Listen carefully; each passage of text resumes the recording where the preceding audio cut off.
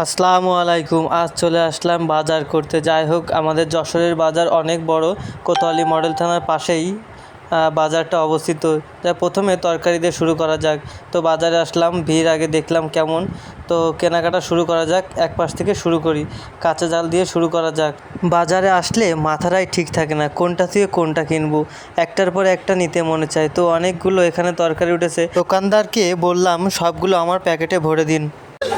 Hello viewers, অবশ্যই কাঁচা বাজার শেষ করলাম। এবার যাবো মাছ কিনতে। তো সাথে থাকুন, এনজয় করবো সারাটা দিন।